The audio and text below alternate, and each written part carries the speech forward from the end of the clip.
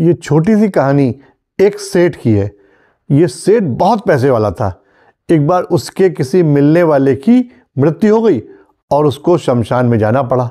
तो जब वो शमशान में गया तो उसने देखा कि लोग जो व्यक्ति मरा हुआ था उसके बारे में बातें कर रहे थे कि बहुत पैसे वाला था, बताओ करोड़ों रुपया छोड़ के गया, एक भी रुपया अपने साथ नहीं ले जा पाया, सारी जिंदगी पैसा पैसा करता रहा। ये बात सेठ के मन में धर कर गई।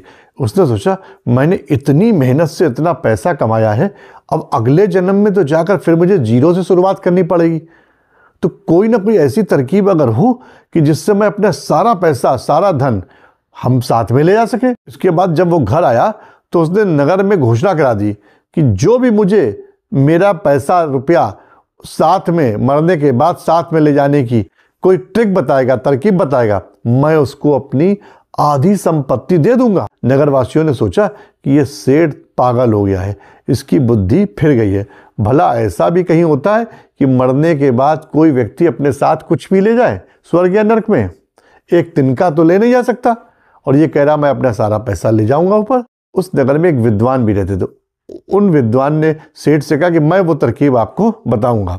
तब उस विद्वान ने उस धनी सेठ से पूछा, ये बताओ कि अगर आपको इंग्लैंड जाना हो तो आपका इंडियन रुपया वहाँ चल जाएगा? बोला नहीं चलेगा। तो क्या करना पड़ेगा? बोला इंडियन करेंसी को हमें उसमें चेंज कराना पड़ेगा, पाउंड में चेंज कराना पड़ेगा। बोला बिल्कुल ठीक है। फिर उसके बाद अगर आपको यूएस जाना हो तो इंडियन करेंसी वहाँ चलेगी? बोला वहाँ भी नहीं चलेगी, वहाँ के लिए हिसाब से हमें डॉलर में चेंज कराना पड़ेगा।